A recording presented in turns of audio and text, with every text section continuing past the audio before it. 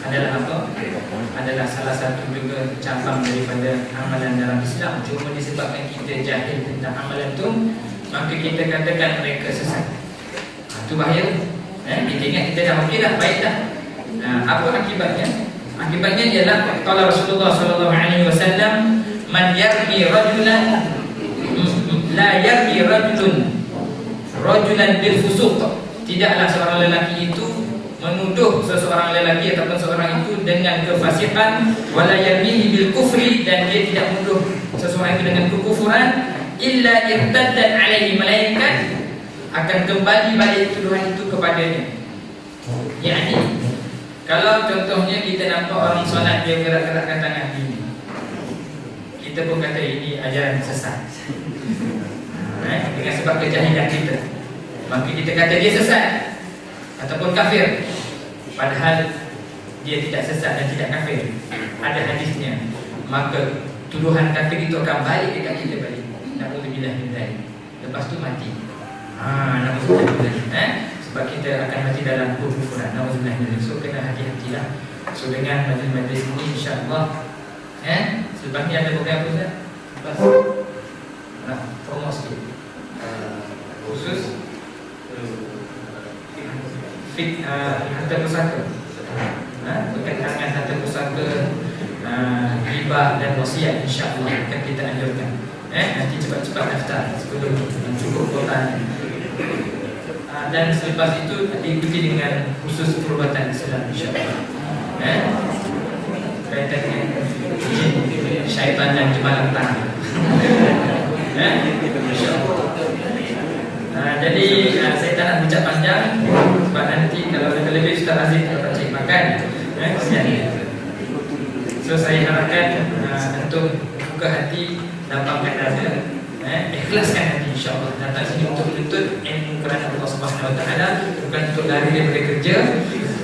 InsyaAllah ada keberkatan dan buka bahagian, insyaAllah. Barakallahu fikum. Wassalamualaikum warahmatullahi wabarakatuh. Waalaikumsalam warahmatullahi wabarakatuh. Saya Badal Al-Fuzi atas ucapan ringkas pendahuluan selaku merupakan ketua unit latihan dan ikrar. Baik, insyaAllah tuan-tuan dan puan-puan, sebelum saya menyambut penceramah kita yang saya nak terangkan sedikit perjalanan program, insyaAllah nota-nota akan diberikan ketika masa ceramah jalankan sebagai dalam proses fotokopi. Okay. Dan saya nak terangkan sedikit tentang kerana program. Okay, insyaAllah kita pagi ini kita akan mendengar ceramah daripada Ustaz Muhammad Razif, Ustaz pertama dan Ustaz kedua, 9.30 pagi, 9 pagi hingga pukul 11.30 pagi, 9.11 pagi sampai pukul 12.30 hari. Jadi tadi kita ada breakfast, 2 hari kita ada breakfast dan juga lunch. Minum petang tak ada. Minum petang tak ada. Jadi kita kekalkan konsep dulu. Yuran ataupun fee yang diberikan adalah untuk sambung sarapan pagi dan makan tengah hari. Okey ke sama kita ni? Okey, saya tahu okey. Alhamdulillah, 5 minta. Okey, 5 minta. Baik. Jadi insya-Allah kemudian insya-Allah nota akan diberikan di keseluruhan, insya-Allah. Kemudian pukul 12.30 kita akan rehat, makan tengah hari sampai pukul 2.30 petang. 2.30 petang kita akan mula semula bersama dengan Ustazah Natasha Al-Mano daripada di wilayah Persekutuan juga. Ya, insya-Allah. Jadi tanpa melengahkan masa, saya mempersilakan Yang Bahagia Ustaz Muhammad Razif bin Muhammad untuk menyampaikan slot pertama yang bertajuk Partizan dan Islam Liberal. Baik, tafadhal.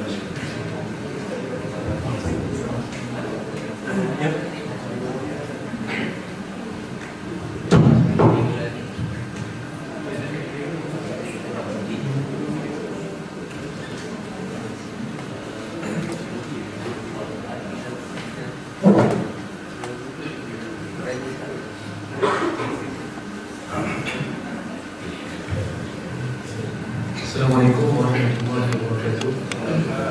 Bismillahirrahmanirrahim. Alhamdulillahirabbil alamin wassalatu wassalamu ala asyrafil anbiya'i wal mursalin wa ala alihi wa sahbihi ajma'in wa bi syururi wa sayyi'ati Tadi Tuan Desa di Hongkong di Arab. Kemudian terima kasih kepada Dr. Fauzi, seterusnya di Hadirat Masjid, para pensyarah, staf-staf, hadirat Allah Subhanahu Wa Taala sekalian. Pertamanya saya tak selesa kerja dengan senang. Saya tangkap boleh. Saya baca buku.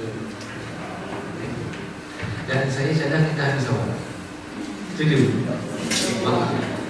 Mana-mana kursus saya dekat kata tukar sebenarnya kalau kata kita buat sebuah soal sendiri yang dah menentukan 5 star tak boleh makan. Macam mana nak kalau mamak? Mana kalau makan terus masa terus. Okey buat. Okey, saya sebenarnya sebab ada 2-3 program lagi selepas ini kena balik ke Daya. Jadi terpaksa habis awal. Mungkin saya start sekarang, kita habis pukul 10, break dalam 5 minit, 10 minit, kemudian kita sambung pukul 11, kalau lebih itu kita selesai boleh. Ya. Okey.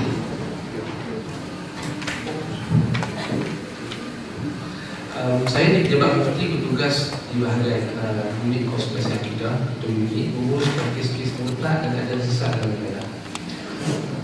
Di Selangor saya tak jelas sebab itu bahagian border lain Selangor, tapi kita uruskan untuk di Kuala Lumpur, wilayah Putrajaya dan juga Labuan, wilayah Sekolah.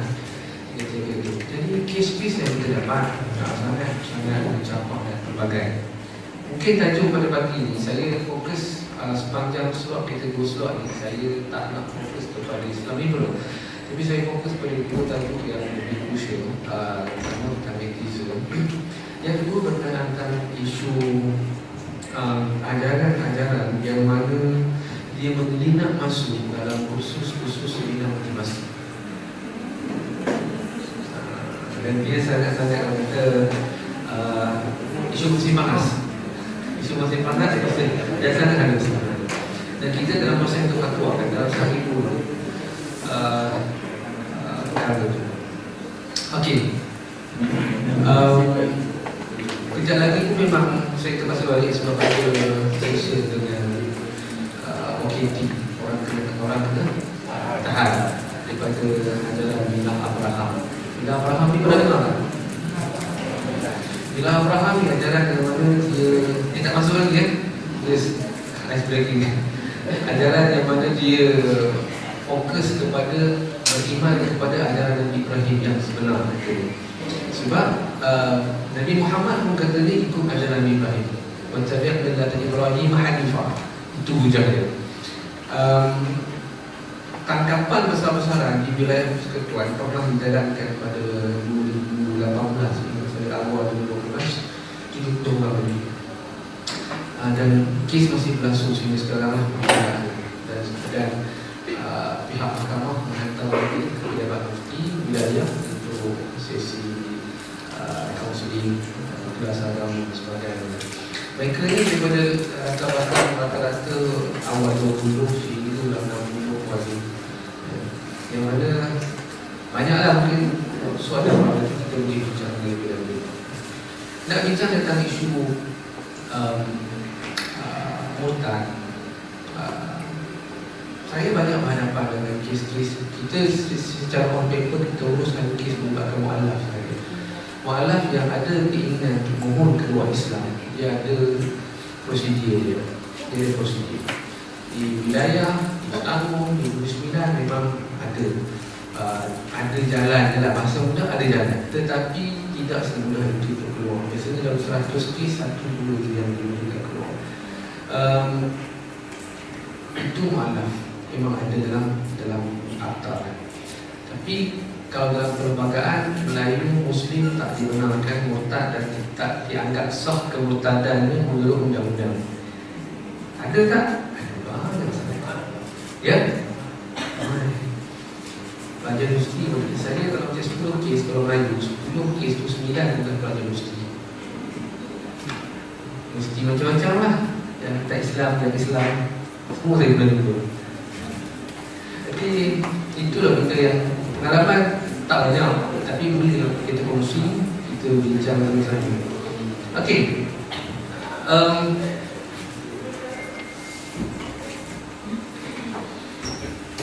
Kita akan start dengan sejarah, tapi saya cuba sedaya upaya untuk tak menjadikan sejarah ini benda yang mudah dan boring. Sejarah tu pun mengantuk, betul tak? Okey. Kalau kita tengok dalam sejarah sekitar kurun ke-5 dan 6 Masih sebagaimana disebut oleh Maulana Abul Hasan Ali Al-Hasani Naqvi dalam buku Madza Khasir Al-Alam min Hitas Al-Muslimin, ada beberapa tamadun yang besar di dunia. Pada ketika itu tak ada lagi namanya tamadun Islam, tak ada. Ada empire yang besar. Yang pertamanya adalah Rom. Yang keduanya Parsi. Yang ketiganya tamadun India. Yang keempatnya tamadun Mesir. Kalau kita tengok betul, tamadun-tamadun besar ni mengelilingi satu tamadun kecil yang tak dikenali dan tak dipandang, tamadun Arab. Di sinilah letaknya padang pasir yang tak ada apa, yang orang pun tak pandang, orang pun tak takut, tak ambil air. Dan di sinilah start kelahiran Islam. Okey. Masalah dalam tamadun-tamadun dunia, mereka maju dari sudut teknologi, mereka maju dari sudut pemikiran, mereka maju dari sudut segala-galanya, tapi mereka kontang, mereka kosong, mereka tak ada pemahaman agama yang tepat. Rom, apa masalah Rom? Masalah Rom, mereka berpegang kepada pemahaman ataupun ajaran Kristiani yang mana beriman bahawa raja-raja mereka adalah Tuhan, yang mana dilahirkan separuh manusia, separuh Tuhan. Raja-raja mereka berkumpul di Tuhan-Tuhan mereka berkumpul di Gunung Olympus. Di sinilah lahirnya banyak Tuhan-Tuhan yang kita faham, seperti Hera, seperti Hydra, seperti Hercules. Pernah tengok kan Hercules? Kecil-kecil dulu. Hercules ni memang wujud dalam sejarah, dan memang wujud, sebenarnya memang wujud, dia bukan mitos. Hercules ni kalau dalam hadis Sahih Bukhari dinamakan sebagai Heraklius. Nabi SAW pernah hantar satu surat kepada dia untuk dia membunuh, tapi dia tolak dengan baik. Dia seorang raja yang sangat baik, cuma dia bukan Muslim. Cuma mitos mengatakan dia ni adalah sebahagian manusia, sebahagian raja, sebahagian dewi. Itu mitos. Masalah juga dalam tamadun Rom ni adalah masalah kepada penindasan terhadap wanita. Mereka menganggap wanita sebagai objek nafsu semata-mata, yang menyebabkan dia tidak ada satu taraf yang sama dengan orang lelaki. Dan kita tidak hairan kerana memang dalam kerangka barat zaman dahulu, memang wanita ini dianggap sebagai kelas kedua. Mereka lambat untuk menerima kesetaraan bagi hak lelaki dan wanita. Islam lebih awal. Antaranya kalau tengok sekitar tahun 1700, ingat saya, ataupun 1600, berlaku di Perancis, ketika mana masyarakat pada ketika itu, pemimpin masyarakat tengah belajar untuk menentukan perlembagaan bagi Perancis. Mereka berbincang sama ada nak meletakkan wanita itu sebagai manusia ataupun tidak. Pula ini realiti, bukan sejarah. Okey. Ini maknanya masalah tamadun Parsi. Kita dengan Parsi ni kita nampak Iran je, tapi sebenarnya tamadun Parsi sangat besar, sangat luas. Dan banyak tokoh-tokoh, ulama-ulama yang berkumpul juga, baik yang Muslim ataupun Syiah. Okey, tamadun Parsi ni antara masalah utamanya ada dari sudut pahaman agama. Dia datang lebih awal daripada Syiah. Sebelum itu ada agama Majusi, agama yang menyembah api, agama yang menyembah api, mereka sembah api.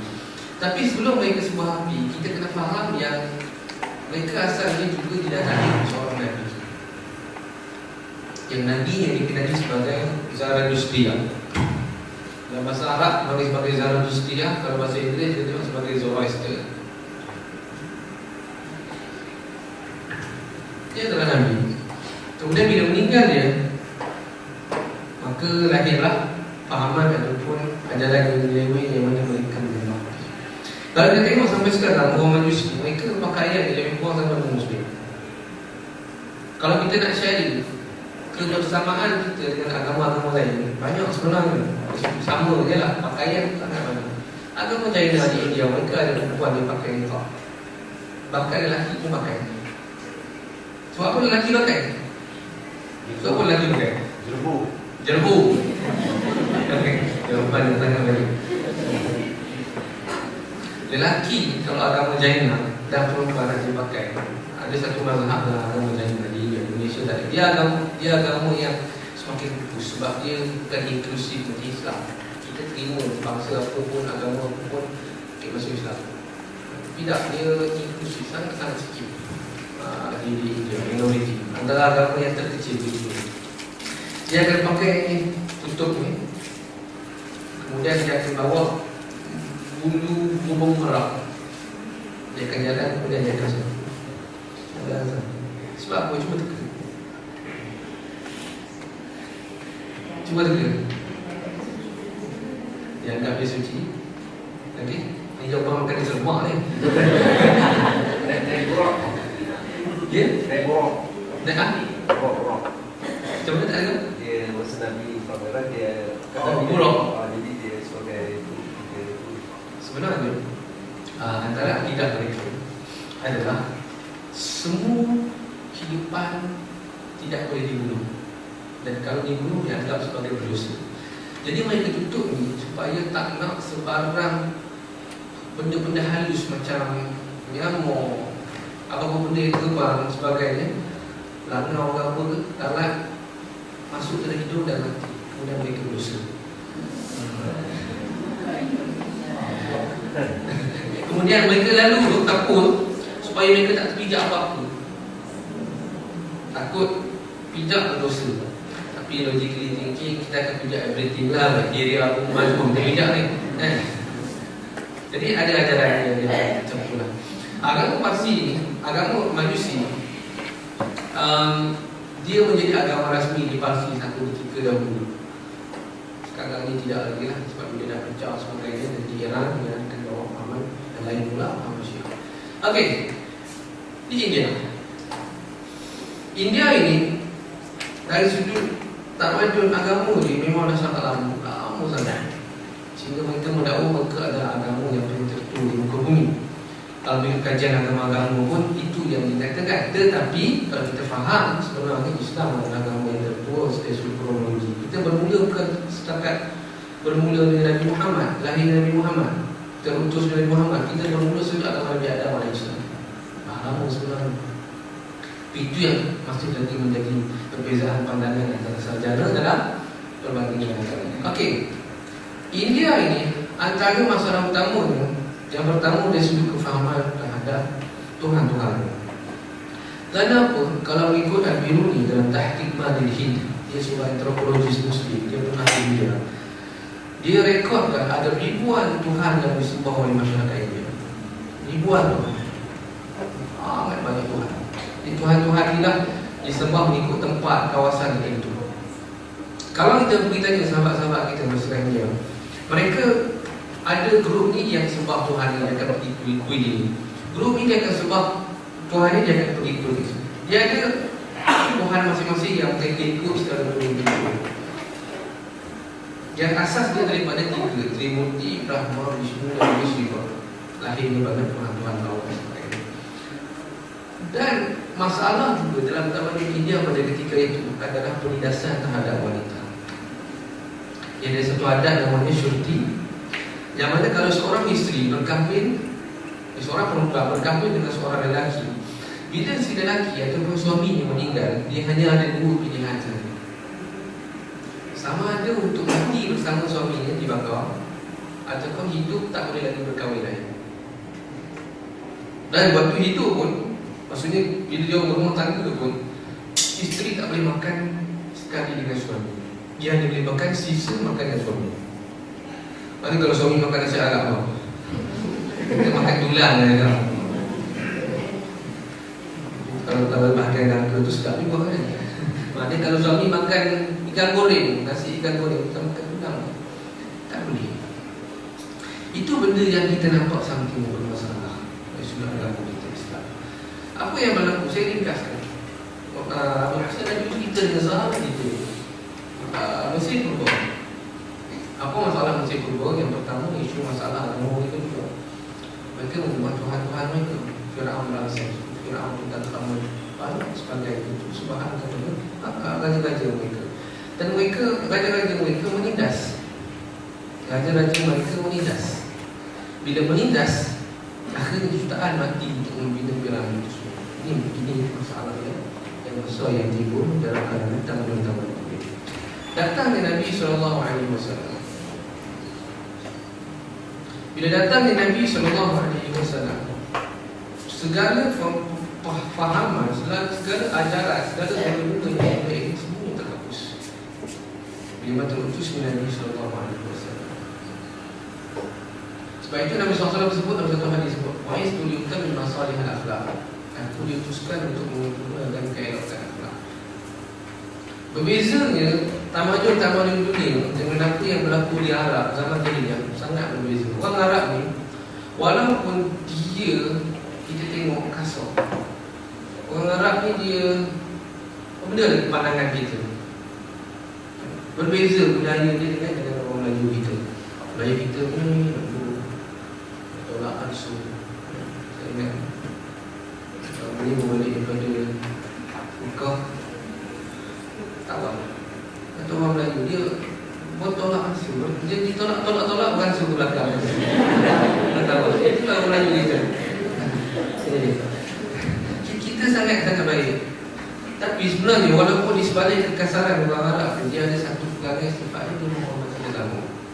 Sebab itu Nabi kata Mu'is itu diutamkan salihul akhlak. Aku diutuskan untuk menyempurnakan keelokan akhlak. Maknanya akhlak Arab ni baiklah. Okey dah walaupun satu sudut dia macam lain sikit daripada kita. Dia ikut okey. Cuma nak kena ada sikit lagi suntikan iaitu agama. Akhirnya jadi satu masyarakat yang bagus. Okey. Sebelum kedatangan Nabi SAW, apa bukti akhlak orang Arab ni baik? Akhlak tu yang disebutkan kalau siapa yang belajar Syair Jahili, dia akan kenal Hatib At-Ta'i. Dia kisah seorang yang mana dia ni orang Arab Jahiliyah. Anaknya masuk Islam, anaknya masuk Islam. Hatib ni dia perangai dia orang datang rumah dia suka sembelih kambing. Orang datang rumah dia suka sembelih kambing. Bagi orang sembelih kambing, bagi orang lagi sembelih kambing. Dia sangat suka rumah dia kata. Sehingga dalam bahasa Arab, kalau kita nak puji orang yang mulia, kita akan kata dia ni mulia seperti hati. Mulia seperti hati. Perangai dia macam tu. Kita orang mari rumah kita hari pertama bolehlah buat siarah. Hari kedua muka yang sama masih putih. Hari ketiga lagi kopi tawar, faham. Kopi tak ada guna tu faham kata. Faham tak? Jadi orang Arab disuruh memuliakan tetamu memang terbaik. Datang dari SAW untuk menyempurnakan agama itu dengan mendatangkan agama yang jelas kepada bangsa. Asasnya penyelewengan ataupun ajaran sesat yang berlaku dalam kalangan umat Islam ataupun manusia secara keseluruhannya. Kalau kita tengok dari segi kronologi Quran, ada pemadan. Ada tisu tak? Bukan memang ada tisu.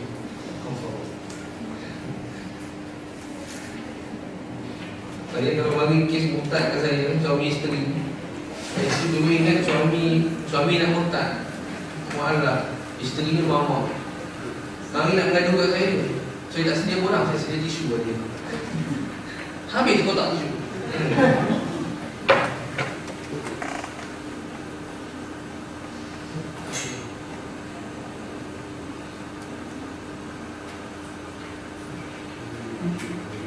Saya kat mana tadi? Bukan tisu, sebelum.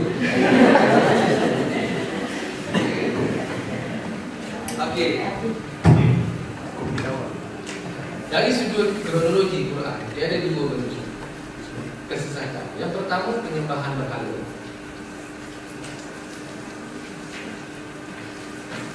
Yang keduanya adalah penyembahan animisme. Animisme ni maknanya sembah bulan, sembah bintang, sembah semangat pokok, semangat batu. Faham tak? Orang asli yang kalau kita Malaysia ni orang asli lah.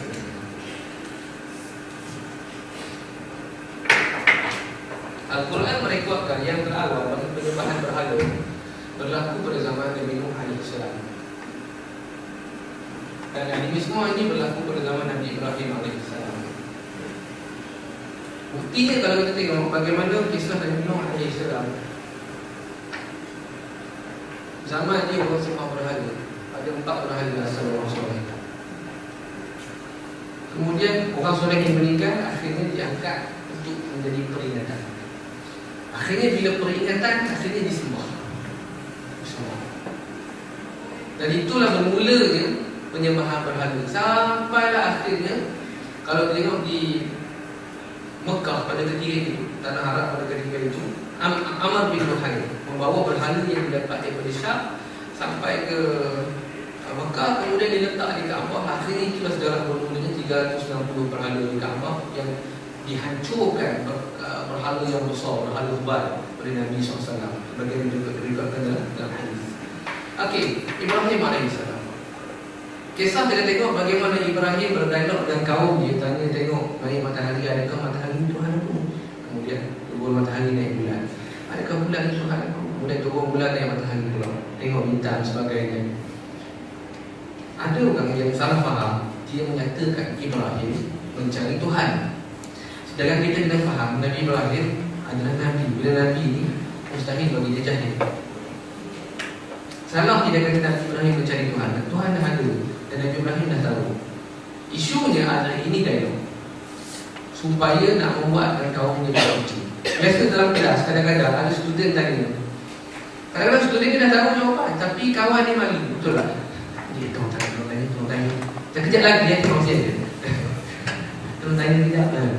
Jadi Ibrahim sengaja bertanya, berdialog, bermonolog diri dia sendiri supaya kaum dia terdengar, betul juga. Ini kaedah jidah ataupun kaedah dialog zaman Nabi Ibrahim yang mana dia sangat-sangat efektif untuk kita membuktikan kewujudan Tuhan. Ini yang saya akan bawa nanti pada perbincangan kita nanti tentang isu etis. Ramai dalam kalangan orang Melayu Muslim kita sudah keluar tak berbeza mana-mana agama akhirnya jadi etis. Okey. Cuma pada sesi pagi ini saya nak sentuh tentang isu masalah dalam isu seminar motivasi, marketing dan sebagainya. Okey. Sampai setakat sini faham? Ada persoalan? Saya suka sebenarnya kalau ada soalan terus angkat tangan. Kalau ada dah. Kalau tak ada saya tunggu saya. Ya, silakan. Zaman Nabi Nuh ni selepas baik. Okey. Berhala zaman Nabi Nuh sebenarnya sebelum zaman Nabi Nuh pun sudah wujud. Sebelum zaman Nabi Nuh sudah wujud. 4 orang soleh itu, Yahuz, Nasar, kemudian Pak Umar yang Quran. Saya ingat macam mana ya? Yahuz, Nasar, kemudian siapa ingat? Ini Pak Umar soleh. Sebutkan dalam Quran. Yang mana akhirnya mereka disembah. Nabi Nuh AS datang untuk menghapuskan penyembahan berhala. Betul-betul berlaku sebelum zaman Nabi Nuh lagi. Tapi dia ni menjadi isu yang sangat krusial dalam Islam. Okey. Kat mana tadi? Okey. Pagi ni kita akan fokus bagaimana masalah dalam segelintir seminar-seminar motivasi pembangunan diri yang ada masalah dari sudut tidak. Saya bercakap dasar rasa tanggungjawab sebab ramai dalam kalangan masyarakat kita pun suka buat bisnes online. Betul lah buat bisnes online. Ramai buat bisnes ni tak tahu lah. Bisnes coding lah. Dia orang tanya pejabat mufti di mana-mana orang. Ada soalan ni kat bidang tu. So buat itu. Tu hukum dia saya pakai telefon dari Jepun tak original. Pakai mana dengan solat saya? Dia bawa kau dia. Sebab dia tak pakai Khadijah, dia pakai Aminah. Jadi macam mana tu? Jadi soalan kadang-kadang macam-macam pelbagai. Okey. Seminar motivasi membangun diri adalah benda yang sangat bagus. Sangat baik untuk membangun diri, untuk semangat, sebagainya. Bisnes pun sangat bagus. Bisnes pun sangat bagus. Maknanya kita tak macam itu. Pendapatan 2-3 pendapatan bukan masalah.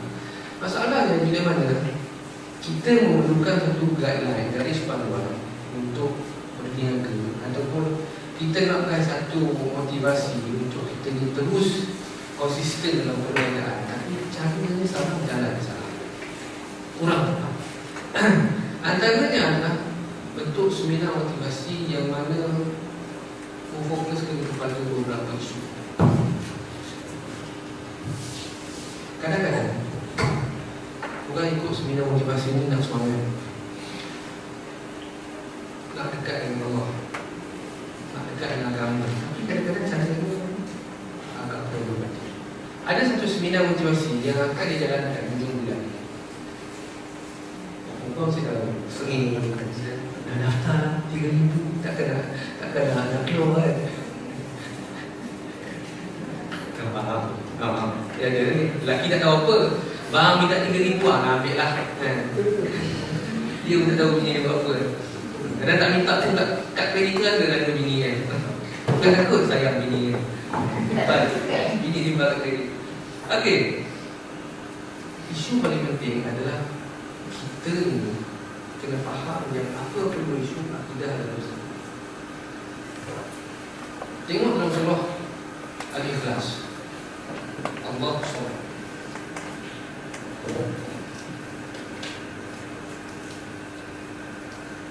Surah Al-Ikhlas ni adalah surah yang diturunkan di Makkah, surah Makkiyah. Surah yang mana menceritakan tentang isu akidah. Sebab itulah kalau kita tengok surah Al-Ikhlas ni, dia dinamakan sebagai 1/3 Al-Quran.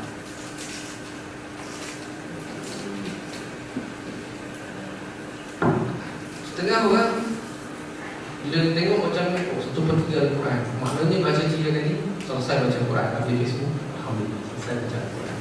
3 kali Facebook pagi, selesai pagi juga. Para ulama bincangkan kenapa dinamakan, sebelum kita masuk ni, kenapa dinamakan 1/3. Katanya Ibn Hajar Al-Asqalani dalam Fathul Bari, 1/3 itu kerana yang pertama Al-Quran adalah berkenaan tentang hukum. Keduanya adalah berkenaan tentang janji-janji, ini syurga, neraka. Yang ketiga adalah berkenaan tentang nama Allah dan juga sifat Allah. Sebab itu dia bukan 1/3 daripada Al-Quran. Dan pahala untuk kita 1/3 Al-Quran ni menyamai, kalau kita baca 3 kali menyamai 3 keseluruhan Al-Quran. Itu mana? Sebagaimana disebutkan dalam satu hadis riwayat Bukhari, seorang sahabat Nabi bertemu dengan Nabi. Dia mengaku dia dengar ada kawan dia baca Al-Quran, baca surah Al-Ikhlas berulang kali. Ada spek tu tinggal kan? Nabi SAW berkata, nafsi biyadi Tak nampak. innaha la ta'dilu sultan Al-Quran. Demi jiwa aku ini yang berada dalam tangan ini, tangan Allah Subhanahu Wa Taala, kuasa Allah Subhanahu Wa Taala, sesungguhnya ia menyamai dengan 1/3 Al-Quran. 1/3 ini kita fahami dari surah Al-Jazar, bukannya Al-Jazar. Apa itu Al-Jazar? Al-Jazar ni adalah setara dari sudut nilai pahala. Al-Ijza itu adalah setara dari sudut nilai amalan. Apa contoh mudah? Ini contohnya, kita baca 3 kali menyamai dengan pahala 1 Quran. Faham tak? Contoh lain lagi, lebih mudah. dia nak pergi umrah. Dia pergi nak khusus umrah.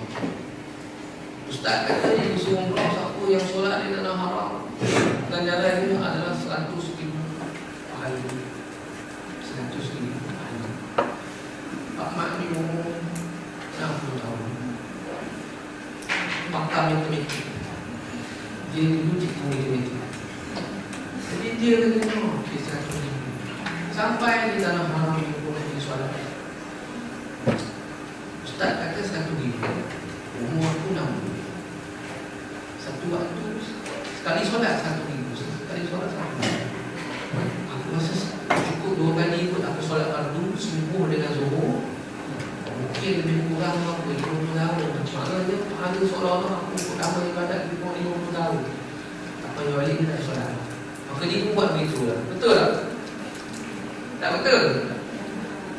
Baik, penyamaan yang ada dari sudut pahala dengan amalan kita tak kena buat, kita tak kena solat 5 waktu. Okey. Seterusnya, al-ijza'. Apa persamaan dari sudut amalan? Persamaan dari sudut amalan, contohnya solat jemaah. Dia menggantikan solat zuhur. Tak perlu dah kita nak solat zuhur sekali lagi. Kita solat jemaah. Contoh lagi tayamum. Maknanya bila dah tayamum, bila tak ada air, saling lagi wudu sebagainya, kita wudu. Maka itu pun sudah dikira sebagai menggantikan wudu. Tayamum.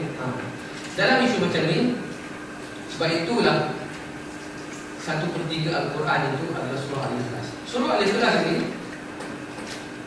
surah Al-Ikhlas tak ada perkataan ikhlas dalam. Kita tengok surah Al-Baqarah, surah Al-An'am, surah Al-Ikhlas, semuanya bila mana disebut surah, dia ada perbahasan tentang perkara itu. Tapi Al-Ikhlas tak ada. Tak ada sebut tentang ikhlas. Kalau ulama bincangkan, antara sebabnya adalah tauhid itu adalah perkara dalam. Seperti mana ikhlas itu adalah perkara dalam.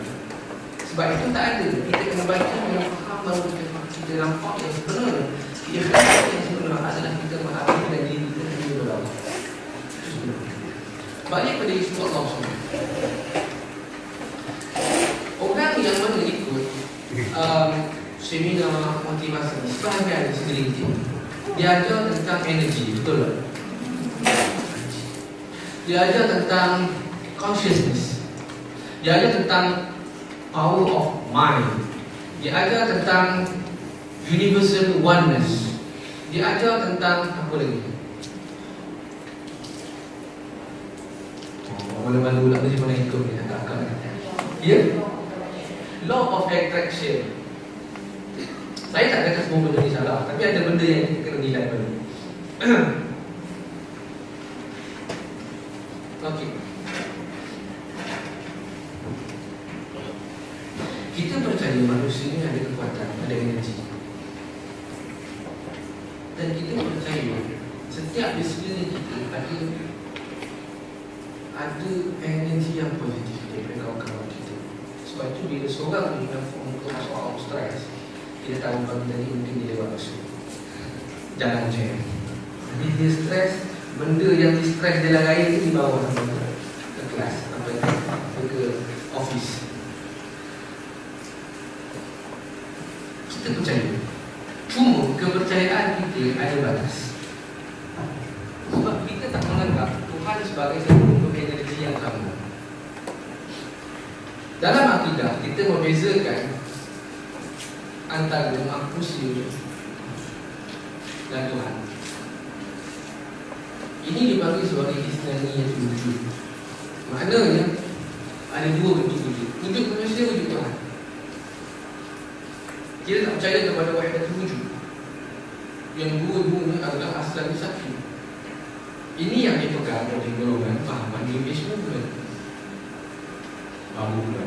Apa New Age Movement ni? Kenapa New Age Movement? New Age Movement ni adalah ajaran antara yang dipelopori oleh tokoh-tokoh sebagaimana antaranya Helena Blavatsky.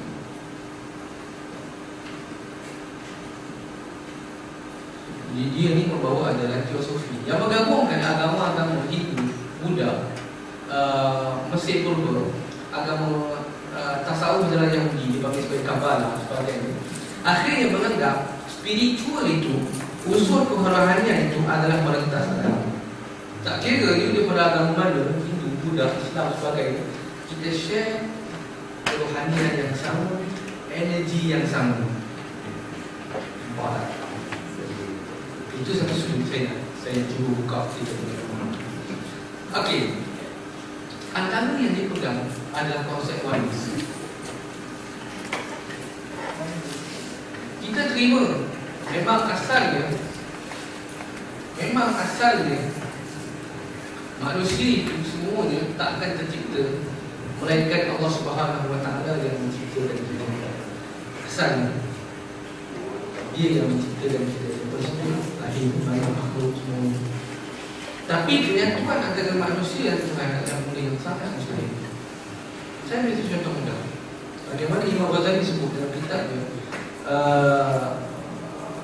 Al-Maqsid Al-Asna fi Syarh Al-Asma'il Husna, ketika mana menguraikan attributes of Allah Subhanahu Wa Taala, nama-nama Allah, sifat-sifat Allah. Allah ada sifat Rahman, sifat Rahim, betul. Kita ada tak sifat yang sama? Maha Pemurah, Maha Pengasih, ada tak? Maha tak ada lah, kita ada pemurah, kita ada pengasih. Kita sayang anak kita dengan anak jiran, dua-dua dia sayang. Tapi sayang mana lagi? Kita lah. Kita kan? Kita sayang anak pertama, anak kedua, anak ketiga. Depan-depan ayah kita, ayah sayang semua. Belakang-belakang mungkin ada anak yang paling kita sayang lagi sikit. Sebab apa? Mungkin dia pandai berdek kita. Mungkin kata apa, dia pandai simpan rahsia daripada mak. So mungkin yang tu anaknya, bapak dia sayang lebih sikit. Okey. Allah Subhanahu Wa Taala tak macam itu. Kasih sayang Allah Subhanahu Wa Taala dia tak ada batasan. Sebagaimana disebutkan dalam satu hadis sahih riwayat Bukhari, Nabi SAW sebut Allah Subhanahu Wa Taala itu ada pada dia 100 nikmat, 100 kebaikan. 100. Dia hanya beri kepada makhluk dia satu saja. 99 lagi dia simpan untuk akhirat. Dengan satu itulah kita kongsi sesama Muslim dan Muslim, haiwan, tumbuh-tumbuhan, semua makhluk. Bayangkan kalau kita dapat lagi 99. Itu pun tak terkata nikmat keluarga, nikmat masyarakat, nikmat hidup, apa, nikmat ada duit, nikmat hidup, nikmat kaya, nikmat masa lapang, nikmat bahagia. Itu nikmat-nikmat sejebis daripada satu nikmat yang Allah beri untuk kita kongsi. Dan adakah itu tak memadai kepada kita sehingga kita memerlukan lagi satu kefahaman yang baru, yang mana kita masukkan Tuhan itu sebagai satu bentuk energi yang sama dengan kita. Apa masalahnya? Kita dapat laporan mana? Bila ada motivator aja, kita ni mendapatkan energi daripada sekeliling kita. Bangun pagi menghadap pokok, okey, tak ada masalah. Tak ada masalah. Menghadap pokok tak ada masalah. Yang menghadap dinding tu tengok pokok ada masalah. Suka baca. Bangun pagi meditate depan pokok. Saya nak kata salah, tak lah, boleh lah kita berbincang meditation itu boleh tak boleh. Jadi dua bentuk, mindfulness meditation dan transcendental meditation. Kita bincang sampai ada tahap yang tak puas meditate depan pokok, lagi masuk hutan. Kisah betul. Yang follower yang seminar motivasi rasa macam nak energi lebih lagi, nak semangat lagi, masuk hutan meditasi dengan sekeliling pokok. Saya tak pasti hutan mana dekat rumah itu tak. Itu dah boleh. Sebab apa dia mendekati faham ini animism. Percaya kepada kuasa pokok, kuasa alam sekitar, kuasa batu, kuasa tanah. Masalah lagi antaranya timbul bila mana kadang-kadang diajarkan dalam pelintir khusus seminar motivasi adalah meditasi. Meditasi.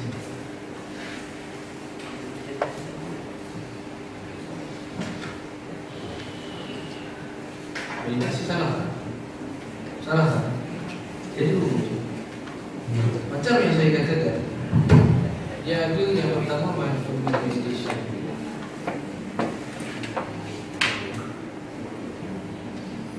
Yang kedua adalah transcendental meditation.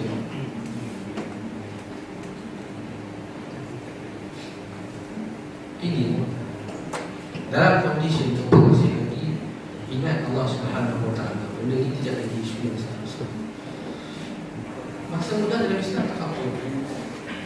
Duduk kejap, lepas habis solat, zikir.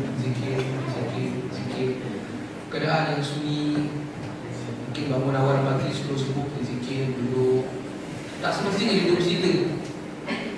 Situ kalau bangun dia lagi. Kita pulang masing-masing. Sebab tafakur tu dia ada satu posisi yang khusus. Buku yang sangat baik, saya cadangkan baca buku Prof. Ali Badri. Semua kenal, Assalamualaikum, semua kenal Prof. Ali Badri. Dekat dia ada buku dia tajuk Contemplation. Itulah memang Islamic Contemplation itu macam mana? Contemplation. Ada di bulan sangat baik dalam proses tafakur dalam Islam. Itu sangat baik. Yang kedua ni, transcendental meditation. Kita duduk sila, badan tegak, tangan palm kita ni upwards untuk receiving energy. Ada setengah tu dia buat macam ni, ataupun macam ni. Ini bukan kena, saya tak tahu kenapa, tapi untuk receiving energy. Itu kemudian badan tegak, tutup mata, ada certain chant ataupun bahasa Sanskrit mantra yang diulang-ulang. Ajaran sebegini diamalkan antaranya oleh pengikut Buddha aliran Mahayana di pergunungan Tibet. Mereka tak fokus kepada ritual ibadah, tak fokus kepada pengajian teks-teks seperti Pitaka sebagainya dalam aliran Buddha. Mereka fokus kepada meditation. Dia akan ulang certain words, tapi dimurnikan oleh segelintir speaker. Jadi apa? Kita boleh minta, aku nak kayu, aku nak kayu, aku nak kayu, aku nak bahagia, aku nak kereta, aku nak sebagainya. Dia macam sikit nak tu buat kerja itu dia untuk tak kira apa. Ada yang buat sikit kita kerja lagi. Okey, dia ubah konsep macam tu. Kemudian bayangkan cahaya masuk, cahaya putih datang. Relax. Duduk gitu, badan tegak, tapak tangan muka untuk receive energy. Kemudian bayangkan cahaya, pejam mata sambil ulang. Bayangkan cahaya putih masuk. Cahaya apa tu bang? Dan kita kalau try lah buat malam ni kata, tutup lampu semuanya, dibuat kita. Nampak betul, ni betul Ustaz kata cahaya putih. Bunyi bini kita tu Ustaz. Buat apa bang? Pada tengah malam.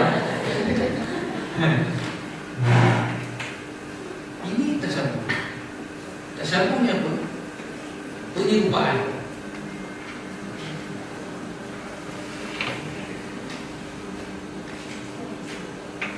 Saya sebenarnya tak apa, masih menunggu kertas tu. Kita akan fokus pada dulu sebelum kita fokus pada isu kedua tiga. Tasyabbuh ni dalam Islam ada 3 bentuk. Tasyabbuh ni maksudnya penyerupaan ataupun peniruan. Hukum yang pertama adalah haram. Hukum yang kedua adalah makruh. Hukum yang ketiga adalah harus. Kita akan tengok tasyabbuh yang mana, yang tadi tu meditation tu, yang transcendental meditation, yang duduk sila nampak objek cahaya putih sebagainya, masuk kategori mana. Kita mula dengan harus. Tak berapa, bulan hari masih harap dia hukumnya kan. Tak apalah, memang itu hukumnya. Tapi kita nak bincang tentang itu supaya ada pemahaman. Ada tak tasyabbuh yang harus?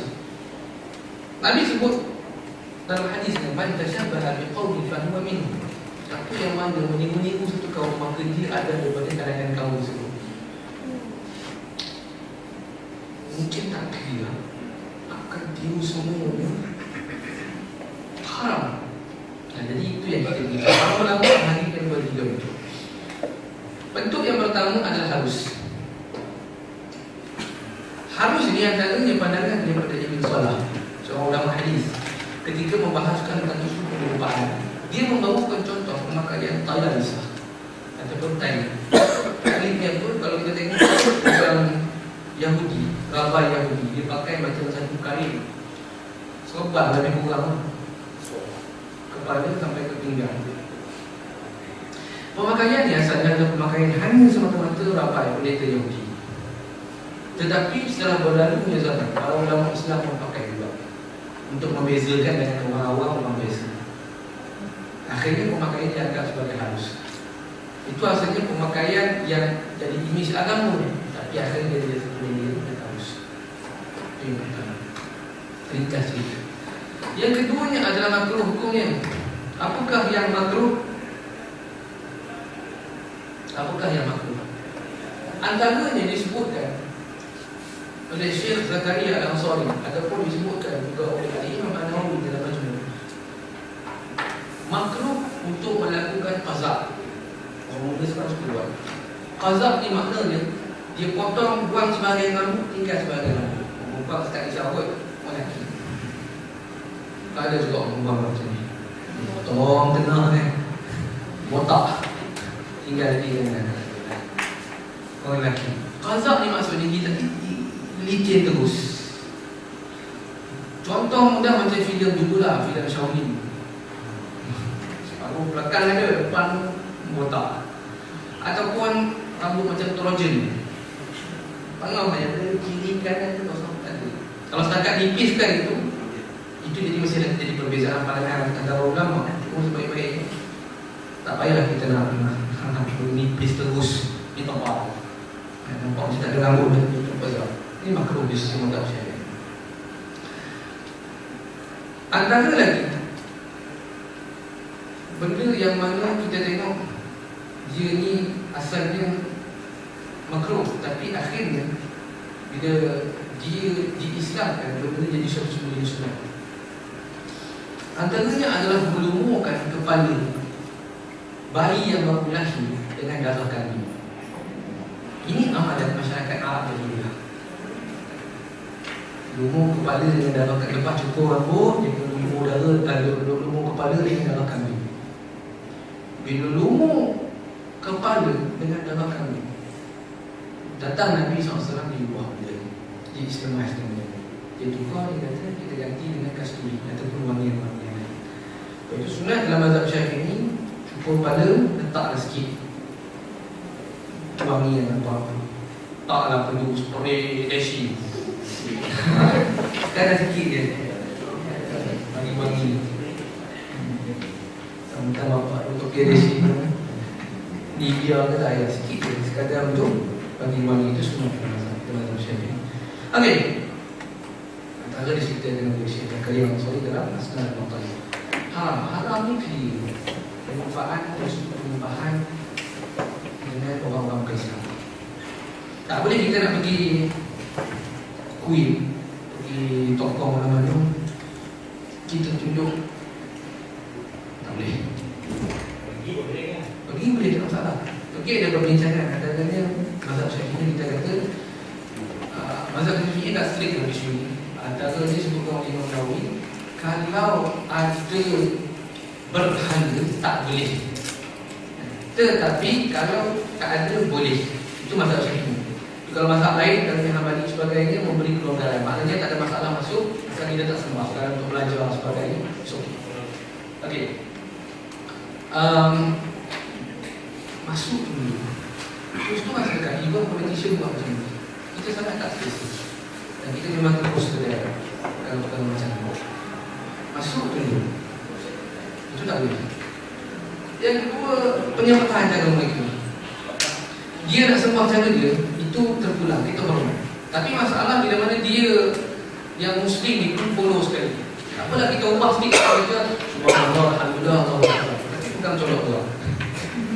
Ya.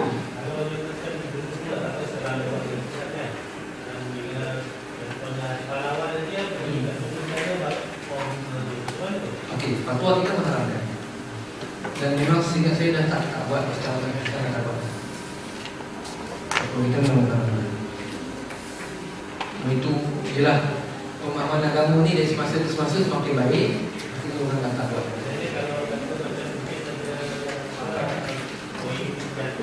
Ya.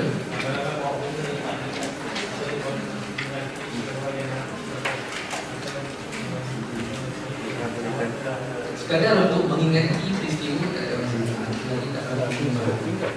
Sekadar untuk mengingati peristiwa. Ya, tak ada masalah. Dia boleh boleh membaca isu ini. Okey.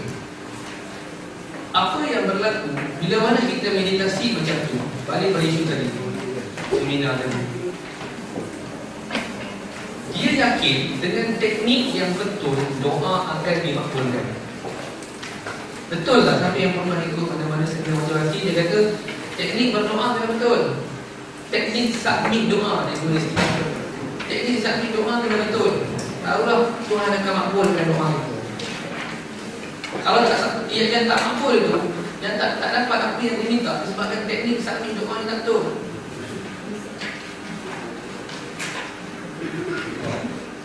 Okey. Tak, itu bukan membuat kita punya.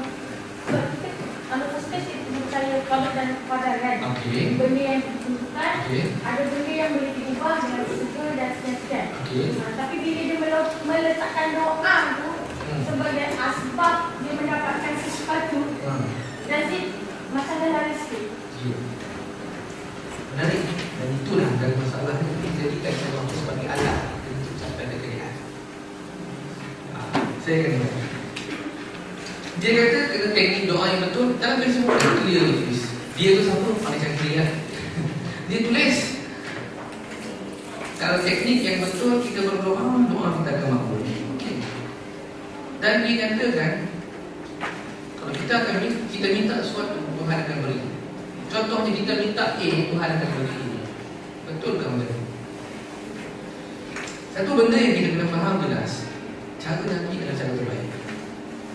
Tak ada siapa boleh perhatikan. Betul tak? Cara Nabi adalah cara terbaik.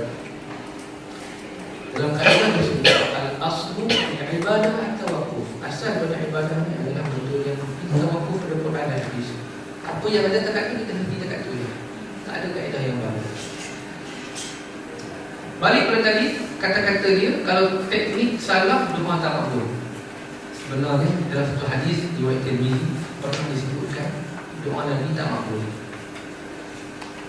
Doa Nabi pernah sekali tak dimakbulkan. Adakah teknik Nabi salah? Peristiwanya kalau sampai pergi umrah, pergi Masjid Ijabah. Dan jalan sejarah semua pergi Masjid Ijabah, itu adalah peristiwa yang mana Nabi mohon doa, Nabi mohon 3 doa. Doa terakhir Nabi tak nak tengok antara sesama manusia ini menzalimi antara sesama lain. Doa ini Allah kata aku tak mampu. Itu sebagai ujian buat kita. Doa Nabi tak mampu. Adakah teknik Nabi tak betul? Mungkin Nabi tak berdoa dengan mesti dia tangan macam tu pun, badan tegak. Adakah Nabi tak tahu? Nabi adalah orang yang boleh perfect, maksum. Nampak ada soalan kontradiksi di sini. Okay, pertama. Yang keduanya, bila kita menganggap kita minta A, Allah akan beri A. Sebenarnya siapa yang mengabulkan permintaan dan siapa yang Tuhan sebenarnya? Seolah-olah macam kita minta pada Allah untuk makbul. Allah itu macam mana sekalipun akan makbulkan apa kita minta. Sedangkan ini Tuhan, kehendak pada dia, kebetulan pada dia, irada pada dia. Dia boleh buat apa yang dia buat berdasarkan kebiasaan. Sebab itu dalam satu hadis sebut, bila kita minta doa, sama ada Allah Taala akan kabulkan terus doa kita macam apa yang kita nak. Ataupun Allah Subhanahu Wa Taala akan beri lebih baik daripada apa yang kita expect dalam bentuk yang berbeza. Ataupun dia akan beri pada hari akhirat nanti. Allah Taala itu memang dia akan mengabulkan doa, tapi dia akan beri dalam keadaan yang sesuai dengan kita. Tapi seolah-olah apa yang diajarkan, kalau kita minta Honda akan dapat Honda, minta Banglo akan dapat Banglo. Syaratnya teknik dengan itu. Sampai kadang-kadang kita fikir itu benda yang agak keterlaluan. Dia ada kaedah be present. Maknanya kena sentiasa menganggap seolah-olah apa yang kita dapat itu, apa yang kita nak itu dah ada. Apa yang kita nak itu dah ada. Contoh mudah, dalam keadaan yang sama kita meditate, palm upwards, kemudian fokus, bayang cahaya sebagainya, kita berdoa. Dia kata kita berdoa pada Allah juga. Itu dia twist sikit. Berdoa kepada Allah dalam keadaan seolah-olah kita dah dapat benda tu. Contohnya lah, budak di YA baru keluar, tak kerja lagi, PTN tak boleh bayar, apa lagi, duit tak ada, mak ayah pun tanggung, tengah cari kerja, nak Honda sepijak. Dia pun pergilah masjid, duduk seorang-seorang. Ya Allah ya Tuhan, terima kasih kerana telah memberikan aku Honda sebiji. Pelik kan? Honda saya. Dia tak ada Honda, tak ada duit, tak ada apa, tak ada loan, tak buat, tak ada macam mana duit, tak ada gaji, tak ada cerita. Ya Allah terima kasih telah memberikan aku Honda sebiji. Ataupun contoh lebih mudah lah, kata ada saudara kita cancer stage 4 di hospital. Kalau ada, kita maaf ini contoh sekarang. Cancer stage 4 hospital, kita pergi kat saudara kita, ya Allah terima kasih kerana telah memberikan kesembuhan kepada saudara. Aku tengok dia sedang bergembira sekarang. Benda yang positif seolah-olah tak berlaku. Saya ingat saudara kita pada saudara bangun bagi nampak. Aku cancer stage 4 kan, problem dia. Bacalah Yasin ke apa ke, contoh. Benda tak berlaku, tapi kita membayangkan seolah dah berlaku. Terima kasih kepada Allah pula. Benda ni Nabi tak pernah buat dalam mana-mana sejarah. Bukalah sejarah Nabi, bukalah mana-mana hadis, tak pernah Nabi berdoa macam ni. Sebab apa dia kata kena berdoa macam ni? Sebab ini benda yang positif, mood yang positif. Jadi kita terima hadiah, kita gembira. Terima makbul doa, kita gembira. Jangan doa dalam keadaan sedih. Nampak macam okey, jangan berdoa dalam keadaan sedih. Jadi bercakap dengan Quran, Quran iktiraf, doa tak tahu doa ujian. Doa kepada Tuhan kamu dalam keadaan benar diri dan takut. Takut apa?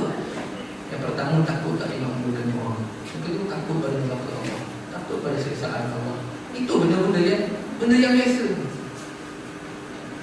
Tak even Nabi sendiri doa dalam keadaan yang sangat risau. Dia tak boleh positif, tak boleh negatif, kena positif. Tapi Nabi doa perang Badar. Ya Allah ya Tuhanku, seandainya engkau tak menangkan tentera Islam, seandainya tentera Islam kalah pada peperangan kali ini, maka engkau tidak akan lagi disembah. Kata Nabi SAW dalam keadaan yang sangat risau, sehingga Nabi berdoa untuk terjatuh lidah Nabi. Abu Bakar angkat balik tak tahu, dan kemudian Abu Bakar bisikkan Nabi, doakan Nabi insyaAllah akan dimakbulkan. Dia pun hadis yang panjang. Akhirnya doa Nabi dimakbulkan. Begitu juga ayat Al-Quran dibaca dalam surah Luqman. Kalau salah kena betulkan, saya betul. Kisah kaum orang kafir musyrikin naik atas kapal. Allah ceritakan ombak besar datang. Mereka takut sangat. Mereka berdoa pada Allah moga diselamatkan mereka itu dalam keadaan ketakutan. Allah Ta'ala selamatkan mereka. Doa orang kafir dalam keadaan ketakutan, Allah makbul. Kenapa doa Muslim yang takut Allah makbul? Doa Nabi dalam keadaan takut Allah makbul. Itu nama di kadang-kadang bila kita nak create motif dalam seminar, pemahaman, motivasi, kalau kita feel betul-betul kan ada pendek syarah, kita ada betul Quran dan hadis yang tepat dan tinggi. Sekadar nak sedap sebagainya boleh, tapi akhirnya jadi masalah. Okey, selesai. Satu isu lagi yang berlaku, apa yang diajarkan dalam seminar slot motivasi sebahagian tak fokus pada satu seminar, dalam seminar lain baru dia ajar pengembaraan roh. Pengembaraan roh dipanggil sebagai astral projection ataupun astral travel. Benda ni ada disebutkan dalam ajaran New Age movement. Kita duduk situ dengan ini satu muzik yang calming. Kemudian motivator ni akan guide kita supaya keluarkan roh dari dalam. Aku dah. Dia sebenarnya simple. Kaedah ilmu ni saya nak ajar muda. Balik malam. Kau saya serius. Balik malam. Pasang kau dari situ tidur. Automatik kan kau. Tak payah kita nak fokus tutup sila sebagainya. Tapi dia ajar macam tu. Roh keluar dari badan. Contohnya orang ni ada masalah, dia ni takut untuk bercakap di depan orang lain. So bila roh keluar daripada badan, roh ni dikata pergi ke zaman kecil, masa kecil, zaman yang mana mungkinlah ada something yang trigger dia, tiba-tiba dia takut untuk bercakap. Dia tahu tak? Pergi dalam sini. Kemudian dia pergi masa depan. Sebagai dia tidak awal ini benda yang saintifik. Sebenarnya pseudoscience. Tak ada. Kemudian diucapkan dengan Isra Mi'raj ada Nabi Nuh. Maka kedua dengan roh dan jasad. Bagaimana disebutkan oleh Imam Nawawi dalam Syarah Muslim. Roh dan jasad, peristiwa Isra Mi'raj berlaku dengan roh dan jasad. Dan Nabi taklah pergi ke masa silam, masa depan sebagai Nabi dipernampakkan dengan perkara-perkara ini. Kita kena faham beza. Mereka nak cuba memujizatkan benda yang mustahil, menormalkan benda-benda yang mujizat. Antara dia lagi masalah yang kita tengok, dia guna istilah living evidence, rasa kecukupan. Dia bawa kisah bagaimana berlaku dengan Jabir, riwayat Jabir. Nabi SAW datang rumah, kemudian dia jemput Nabi datang rumah, sedia air, susu 1 tekor. Nabi panggil semua bala-bala datang. Kemudian minum, tak habis lagi air tekor tu. Ini barakah mujizat Nabi. Kemudian dia cuba relate pula dengan manusia. Kita sebenarnya boleh buat sedemikian juga, rezeki yang tak habis-habis sebagainya. Kita jangan semudah-mudahnya faham takwil hadis, cuba mentafsir hadis dengan kaedah pemahaman seperti itu. Ini sangat-sangat bahaya. Ada benda yang dia ada value, mukjizat, dia tak boleh. Kalau Allah boleh, mukjizat tak boleh. Ini masalah. Dan antara isu yang kita tengok, bagaimana fahaman-fahaman seperti ini, dia membawa kita ke arah satu benda yang bukan sebagai taksub. Bila kita start tulis isu ni, mesti akan keluar faktor yang membahagia isu ni. Dah siapkan kajian sejarah itu. Ramai yang soal ini tak faham ni. Sebab apa? Sebab tak ikut khusus kami. Ini ilmu diajar oleh Tuan ni adalah ilmu Nabi ni, sebagaimana yang diajar oleh Khidir kepada Musa. Ilmu tuan-tuan ni adalah ilmu tasawuf tahap tinggi. Akhirnya macam mana? Tengok ketasupan yang sangat sangat. Akhirnya masyarakat kita makin jauh. Kita cuma nak betulkan dengan ikhlas. Sebab itulah InsyaAllah nanti dengan kedua kita fokus pada 7 poin besar masalah. Di samping beberapa istilah-istilah yang cuba diistilahkan, tapi istilahnya tak dapat. Kundalini, Shumshuma, ini istilah bahasa Sanskrit yang membawa maksud konotasi yang ada usul-usul dalam Hindu. Tak boleh kita nak ubah cakra jadi lataif. Setengah orang sekarang ni dia obses dengan cakra. Cakra ni zaman kita, cakra padat kan. Sekarang tak pakai padat. Ataupun cakra kan.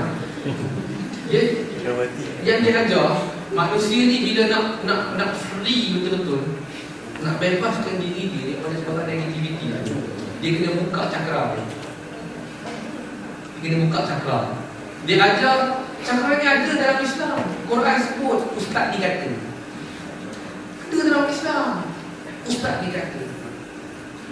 Cakra ni adalah benda yang pseudoscience.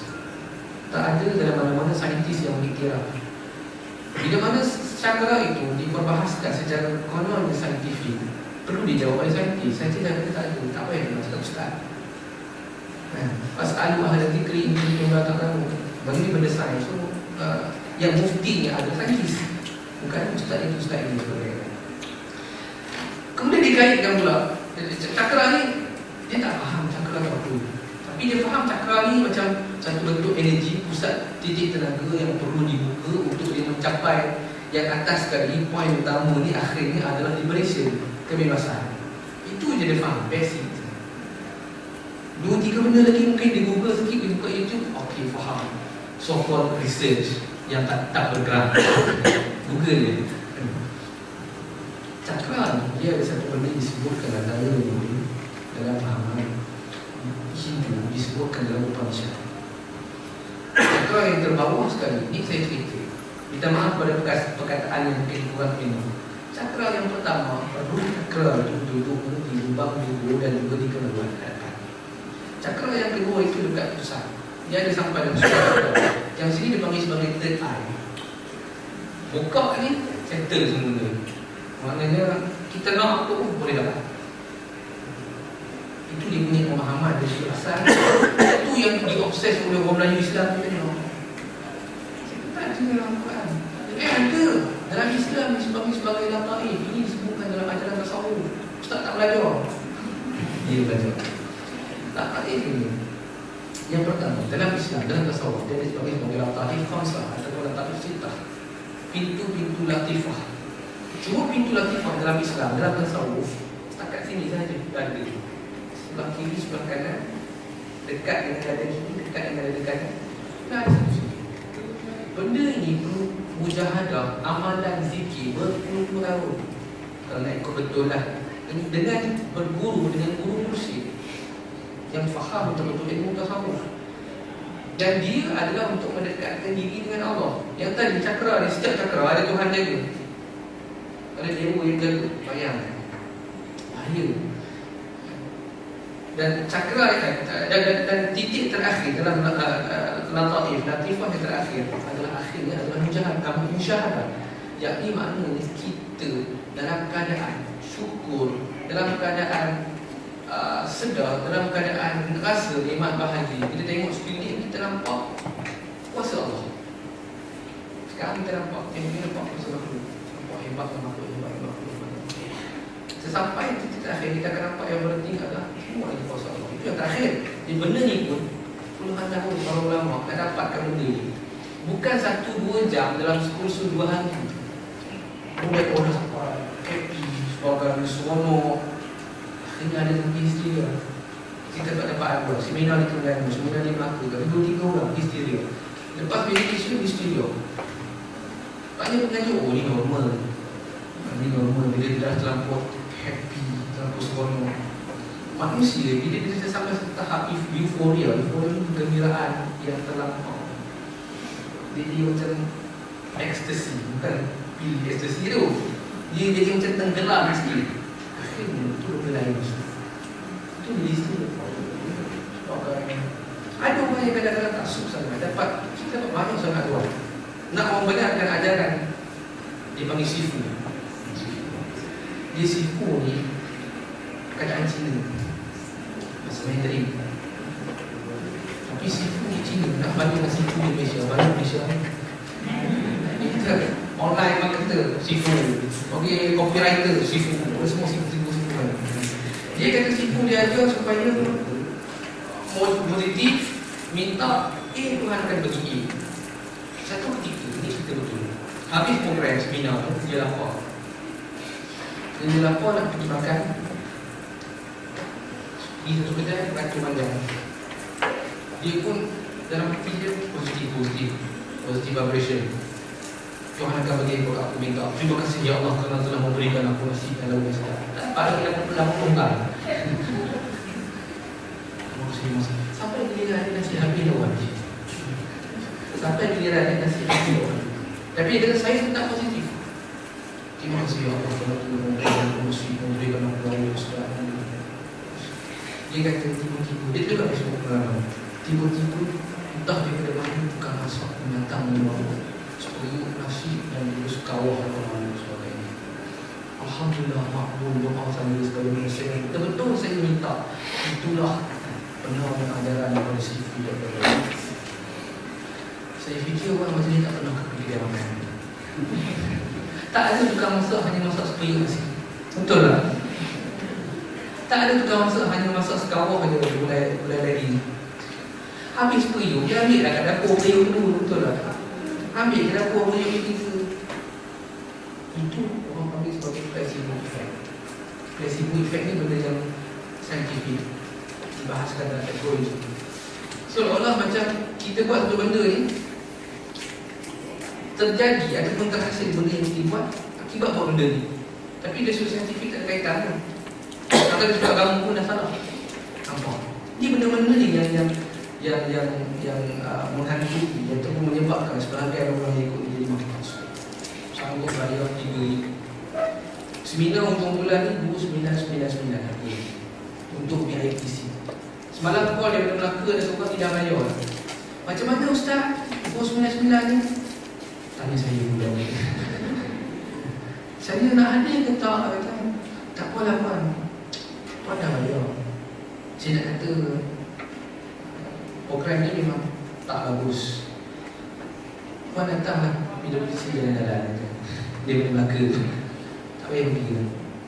Kejap dia orang pengajuk, kejap dia tutup, kejap dia buka, kejap dia batal, kejap dia buat balik sebagainya. Macam-macam. 29 dia buka untuk 8,000 orang. 8,000 orang. VIPC itu 200 seat, satu kepala 2999. Yang 7,200 tak payah fikir lah. Kita fikir yang 200 orang ni 299, 3,000 darat 200, 600 ribu, 600 ribu.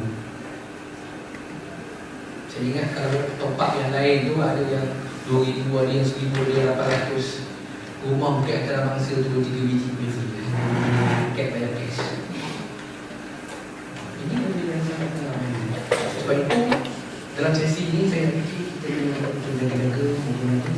Kita tak mudah untuk terikut-ikut dengan orang. Walaupun guna Quran, walaupun guna hadis, walaupun ada jumpa, ada serban, ada janggut, sebagainya, kita tak kena tipu dia ni Ustaz. Memang sekali semua pastikan betul-betul apa yang dibawa dalam. Pergi mana-mana kita bawa filter penapis. Bukan hanya di rumah, hanya kuku dan COVID. Kita kena ada juga, supaya kita tak terikut-ikut benda yang benda ada.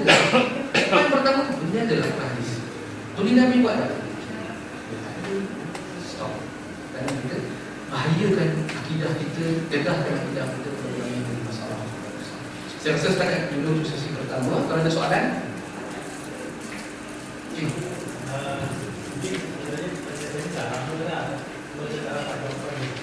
Okay. Pemahaman tentang Nur Umar dan Nur Muhammad.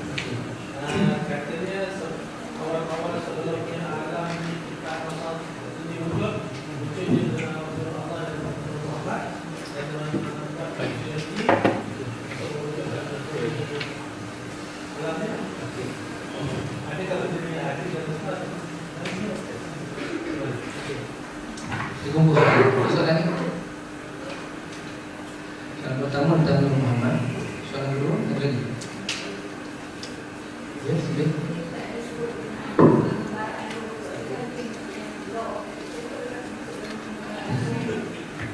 Okey, lagi soalan lagi?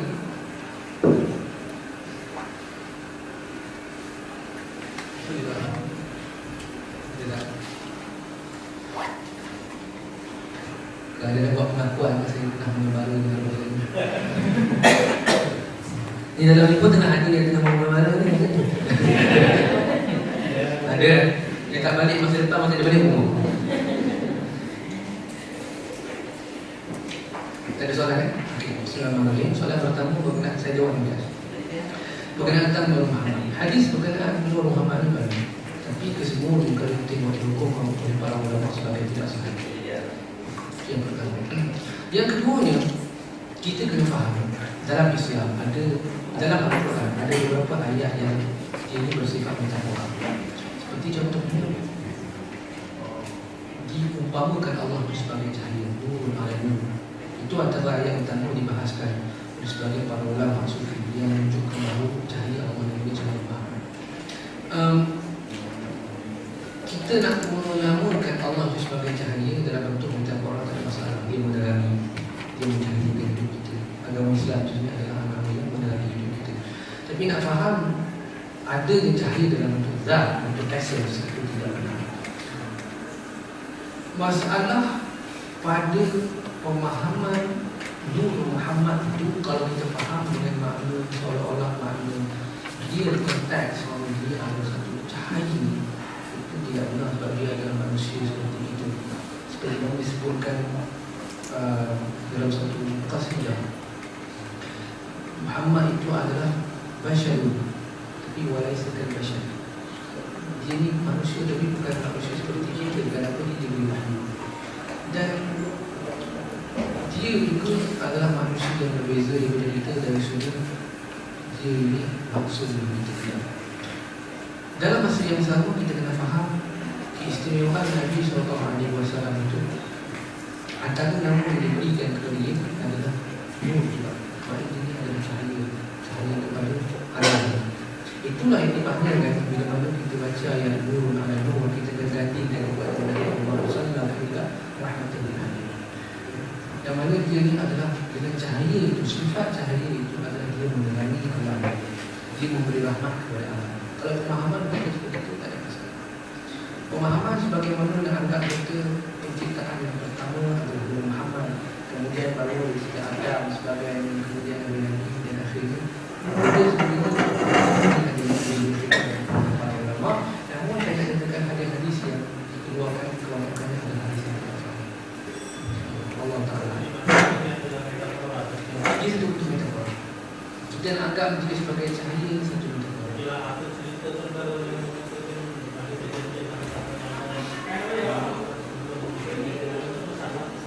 Hadis yang bermasalah.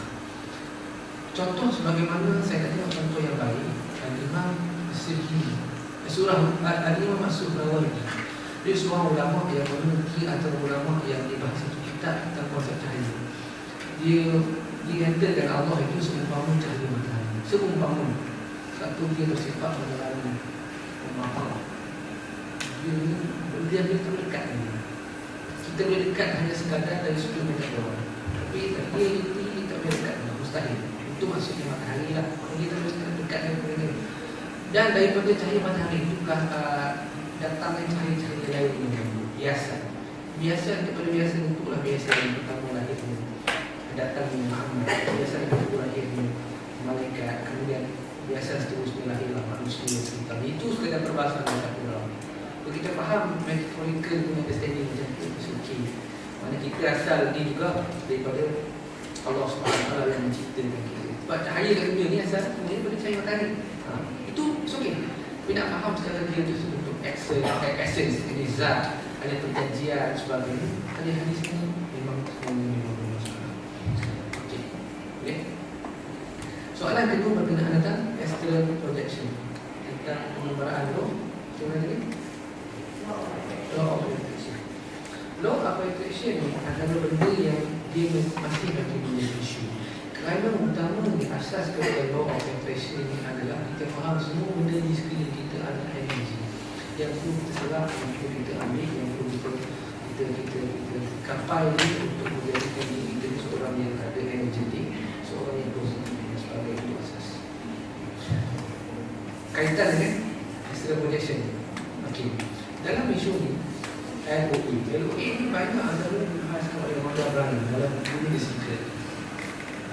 Buku The Secret ini adalah buku yang dipegang oleh banyak followers kepada English movement untuk memahami bahawa manusia boleh buat apa saja. The mind is everything. The mind can do everything. Itu antara beberapa quote. Biasanya kita nampak positif lah. Okay, kita boleh buat apa saja kita nak. Asalkan ada semangat, ada yang kuat dan sebagainya. Tapi kita kena faham dalam Islam dan mind cannot do everything. Sebab apa? Sebab selagi itu dalam minda kita usaha macam-macam. Tak ada keizinan dari Allah, benda tu tak akan berlaku. Asas paling mudah. Orang tanyalah, orang yang mungkin tak setuju. Dia kata, okay, kalau tak betul lah teknik yang diajarkan, kenapa doa makbul? Kenapa doa makbul? Saya nak katakan, izinnya Allah berlaku satu benda tak bermakna dia redha. Benda biasa tau, izin dan redha. Kaedah dalam akidah sebut al-masyiatu ataupun innal iradata la tastalzimu ridha wal mahabbah. Kehendak Allah SWT itu tidak mesti dia datang sekali dengan redha dengan rasa. Contoh mudah, mak anak kami bola, kita menang. Senja, tujuh. Kita bagi tak? Tak bagi. Anak kita nak pergi juga. Mak kata apa? Nak pergi. Itu mak orang Asia. Perginya tu, anak yang tunggu berdua ni, pergi lah. balik nanti siaplah dengan kata baik. Contoh, itu membuktikan sebenarnya izin tak semestinya redha. Itu juga manusia. Allah Subhanahu Wa Taala dalam bentuk yang sama. Izinnya Allah Subhanahu Wa Taala berlakunya satu kemaksiatan, kejahatan, tak bermakna dia redha. Sebab iradah Allah Subhanahu Wa Taala dia ada dua, iradah kauniyah, iradah syar'iyyah. Ini saya tak nak bahas panjang. Nanti bila kita artikel dulu, kita keluar kait dengan isu seminar ni. Kita kata ada keadaan yang Allah Taala izinkan dia berlaku, tapi dia tak ada betul peperangan, pergaduhan secara manusia. Menzalimi satu pihak yang lain. Betul dia berlaku tak? Berlaku. Adakah Tuhan tak buat kerja? Adakah Tuhan tak buat kerja? Jangan kita anggap macam tu. Kerana apa? Bila Tuhan izinkan satu benda, tak bermakna dia redha. Sebab apa? Buktinya dalam Quran banyak ayat yang menyebut kita satu-satu padu dalam menindas dan menzalimi orang lain dan sebagainya. Takkan Tuhan berani dengan tindakannya? Ini menunjukkan kepada kita ada yang kezaliman, ada yang masalah seperti untuk membuktikan kebenaran wujud dosa pahala juga. Tuhan dah bagi banyak peringatan, tak ikut, tak follow, akhirnya tempat ni tak boleh bagi juga. Itu dia pemahaman ini dengan pemahaman yang sangat tinggi. Balik pada isu tadi, kaitannya dengan astral projection adalah kalau kita tengok secara proses ni, bila mana seorang itu dah dapat satu energi yang sangat bagus, bermakna dia sudah melepasi tahap yang boleh dikeluarkan roh daripada badan. Ini pemahaman yang English. Dia keluarkan roh daripada badan, dia maka dia dah betulkan something di masa silam ini. Akhirnya dia kembali ke masa sekarang, ataupun kemungkinan dia pergi ke masa depan, dia buat sesuatu, dia dah betulkan something di sudut pemahaman dia kembali ke masa sekarang. Disitulah dia telah berjaya untuk tarik semua energi. Sebab dia kalau siapa yang belajar MOA, yang betul-betul belajar, dia memang akan ada astral projection. Dia memang akan, ni ada benda-benda yang dia ajar, khusus-khusus semua. Itu ada kaitan. LOA ni saya nak bincang dengan Presiden Tamrin. Urusan UAE juga Tuan Fadli Yusuf, Presiden kepada Pertubuhan Motivator